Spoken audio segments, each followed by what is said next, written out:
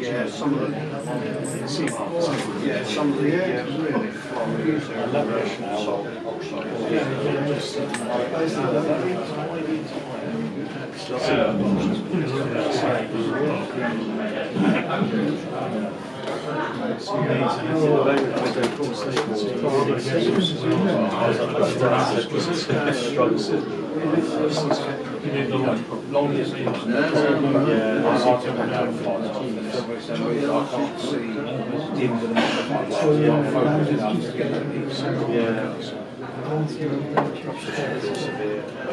It's a bugger trying to get them on the hook, isn't it?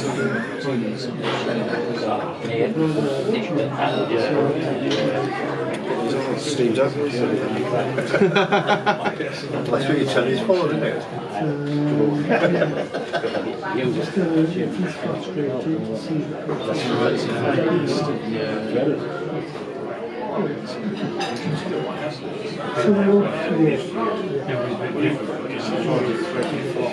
It's usually size 20 hooks.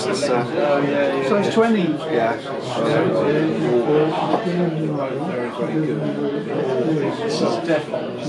Let me get you some tissue, you're sweating a bit. It's really hot, isn't it? Is it just me? Or is it? Yeah, please, yeah.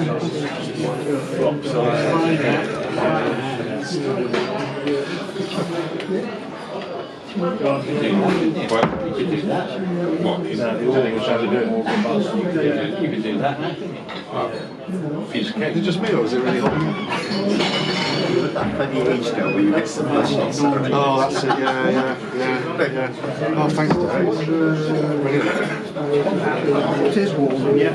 Yeah. I put too many layers on as well, I thought it was going to be... Anyway, John? Are you fixing your tenors tonight then? Are you fixing your tenors? Yeah, I can do. Yeah, because I can't make it next month.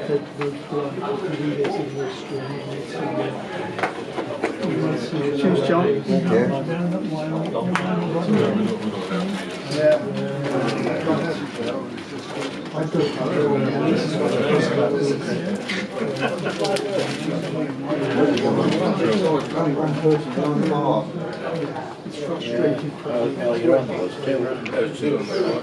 They're always a bit slow. Thank you, on the other field.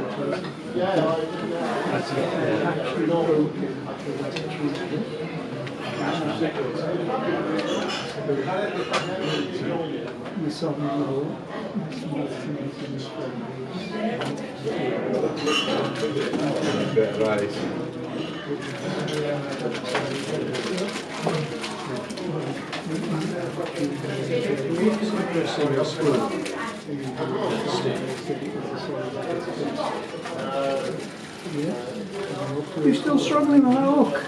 Yeah, I am. Let me give you a hand. It's tiny. The blind leaving the blind there, Derek.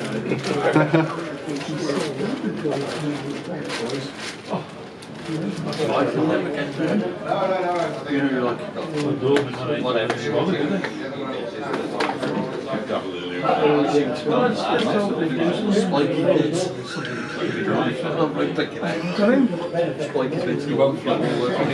Will that wait till the top, tap that off, and get some nice dry flow?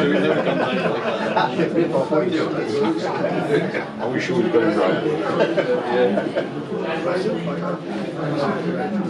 Well, am I wrong? It doesn't tell. You give it a go. They do. You've got him in. Yeah, that's it. There you go. Yeah. Should have used a size 10, but Okay. Yeah, that's what I would have done.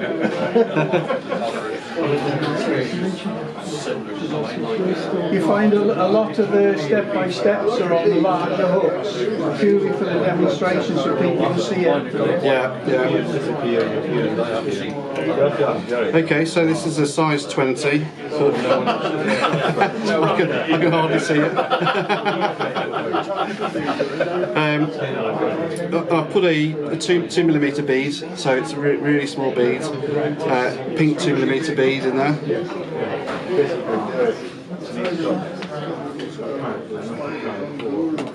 Orange thread. Orange threads. Oh, sorry. Sorry. You can take a picture as well if you want.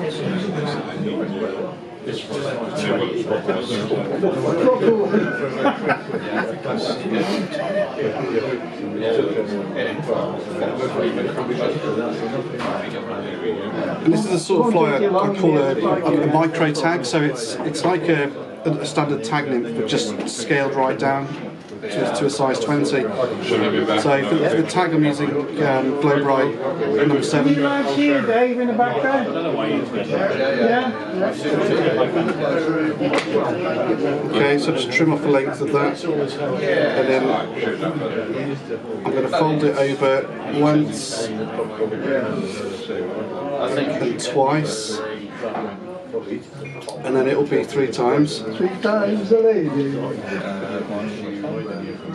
This is how I like to do my tags. I just put them. Just like a floss. It's just a glow bright floss. Yeah, number 7, orange. I'm just going to fold that over the threads like that. Put it in the WhatsApp group. Put it in the chat. Put it in chat.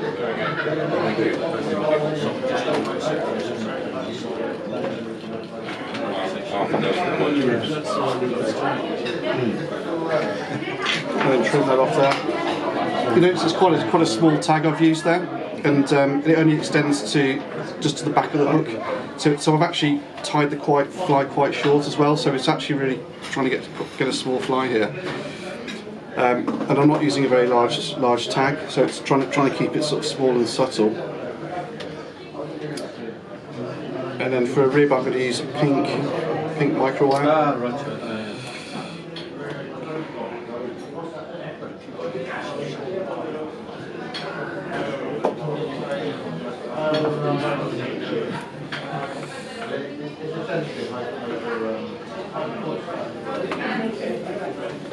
It's a slightly unusual colour scheme for your tag flies, because often they're sort of red tags or variations, or orange tags with silver beads or copper beads or whatever. So it's a slightly different colour combination, plus the small size of this fly often just gets a response when nothing else works. So we've got the rib, we've got the tag, and then for the main part of the body I'm going to use a green sparkly dubbing. So this is a Hen's Spectra 392 if you're interested. What year? It's a vintage. What size was that first pheasant tail, David? Size 18 wide gape jig.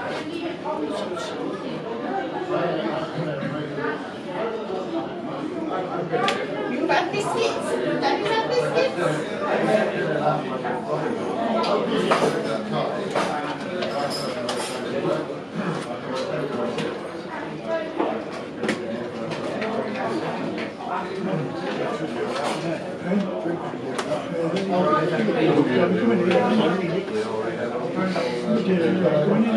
And I'll just go over the rib. Fairly close open turns. So you get a nice subtle pink colour coming through.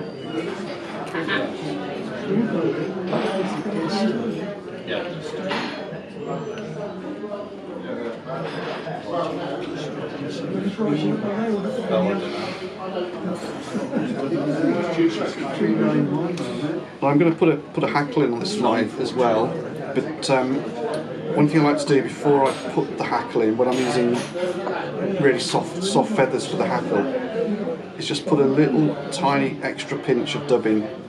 Once you've created the body, a little bit of dubbing just there right at the front, just to create a slight raised thorax. Now the reason being is when I put a very soft feather over that, it just helps spring the fibres up, so it just prevents it sort of collapsing too much on the fly, because as soon as that fly hits the water and gets wet, the fibres all go down. And if you don't have that sort of build up there, the feathers do tend to just sort of collapse around the fly, which I think it just gives it a bit of extra movement if you can just, you know, allow them to sort of spring out a bit. It's small details, but I think they do make a difference when these things are in the water. So for the hackle, I'm going to use a standard natural CDC. Just find a fairly small fibred feather. That's using a really small fly.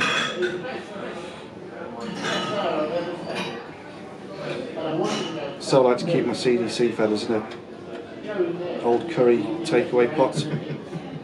Just makes it much easier to use and select the right one. You sort them to small, medium and large? No, I tend to just chuck them all in here and then just pick them out when I need them. But to be fair, the ones I buy, I tend to buy them in a standard size. So I've got a couple of grades of CDC which I keep in different boxes. Yeah. But no, I mean if I'm really bored, I might do it. You've never been up there. But I tend to, yeah. Unlike Derek. So. It's something to look forward to in retirement, isn't it? Yeah, exactly. Sorting out CDC. I have to, because I have to make the packs up. Well, yeah, a martyr.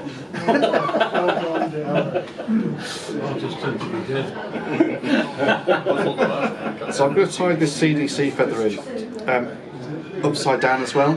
So I was talking about trying to encourage the fibres to sort of stick out for the fly as opposed to just sort of collapse over it. What you can also do is, rather than having the feather mounted sort of over the back, if you turn it round, You get that curvature to it. you can make, yeah, exactly, you can make use of the natural curvature of the feather stalk. So you're almost tying it in reverse. So just tie that in right behind the bead. And cut off the waist. I like to put an extra turn in on that stalk there. Just locks it in place. What's those beads you're using this time? There's a 2mm bead on a size 20 hook. And is it purple again? I can't It's remember. pink. This is metallic pink colour.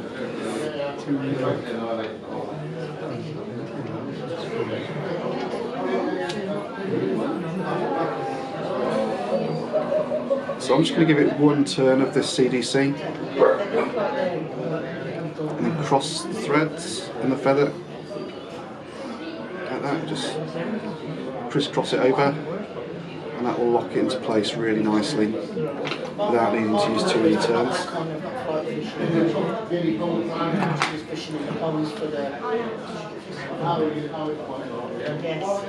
Whereas my dad used to do that. He used to come back to the trout with the kids. You can see how those fibres are sort of springing out and looking quite lively. But they're not into that. And then with a bit of dubbing that you've got left over, you just need a really tiny bit on these small flies. I'm just going to put a small piece of dubbing in front of that hackle just to cover the thread up, finish the fly off. And then you just tie off with your whip finish, whatever method you like to use.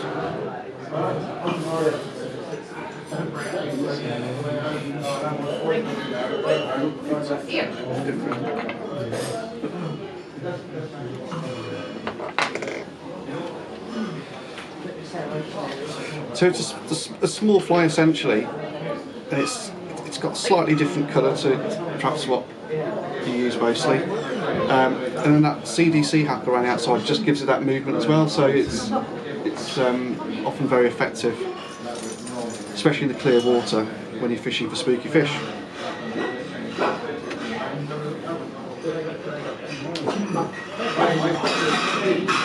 So what is it?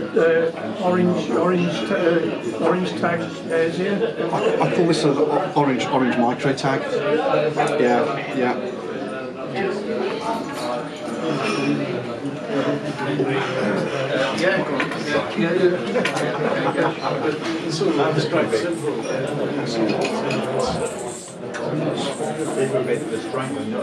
Like the other day. I don't know. I'll milk it, that's too small.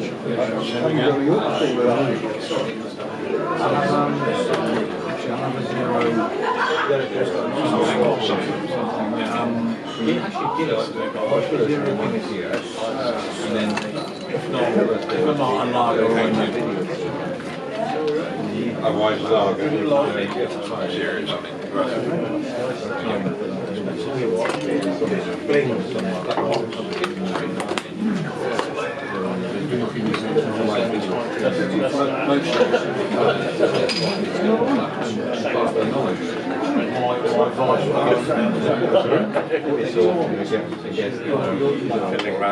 That stands out nice, Davey. It does, yeah. Need to beyond fat things. While we're setting up for the next fly, maybe not just for you, but to the group. So I shoot a lot, and I've got loads of from the last 2 weekends. I've got like pheasant tails, duck seed, mallard CBC, mallard wings, all this kind of stuff. What's everyone's preferred method? I've never done it before. I've always bought. What's people's preferred method of sterilising feathers? Because there's so many different ones. If you go online, what's the best? If you put it in this, I normally put it in the freezer for 2 weeks. So let's say a pheasant tail. Just that. You don't bathe them in anything. Well, you can wash them if they're dirty. Just warm soapy water to wash them out. Then just put them to dry naturally. Because you'll find when they're wet, they're all clumped up like that. And when they dry out, they'll still be like that. But you'll just find if you brush it, they'll come back to normal. I've seen David McPhail With his hair dryer. to get them to get Lyle. I see a video on YouTube of it, a kettle, boiling kettle. Yeah, steam. Just steam them. Just steam it, And it looks, and they're just amazing. But then put it in a sealed plastic bag, stick it in in the freezer for at least 2 weeks. At least 2 weeks. You can put it in the microwave for like 30 seconds, which should kill any bugs in there. You'll find by putting it in the freezer for 2 weeks, it'll kill them anyway. Yeah, okay. Yeah. They're good to go. Good to go, yeah. And then you can dye them as well. Yeah. You can dye them as well, any colour you like. Yeah. Just with normal Vineyards dyes. do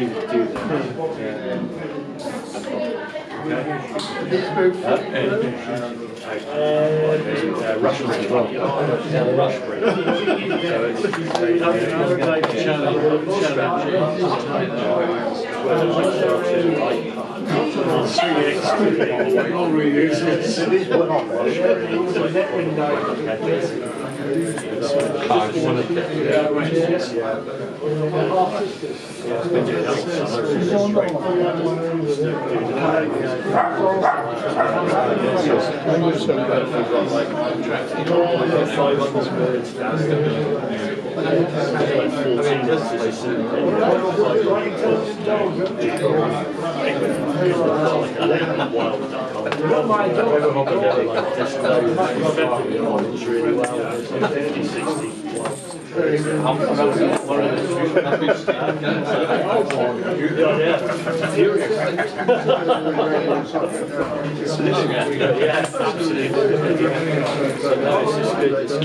Oh, well, I do.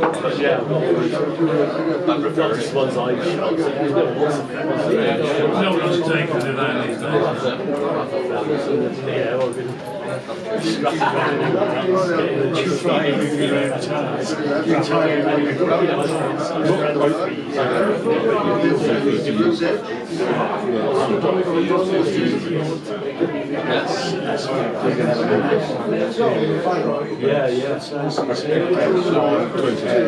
it's all that. Yeah, I just want to do it. Yeah.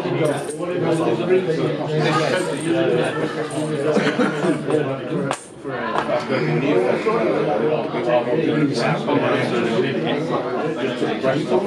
still using that UV varnish? I've done that in the past. Yeah. Yeah, I bought that the last time we've seen it. Good stuff. It just makes a difference. Yeah. Sorry, can you manage it? Yeah, that's good.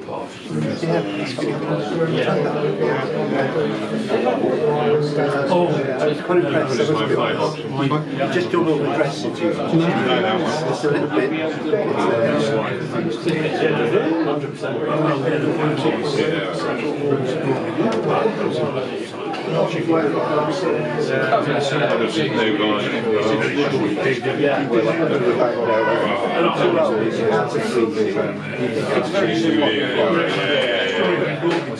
Better if I didn't.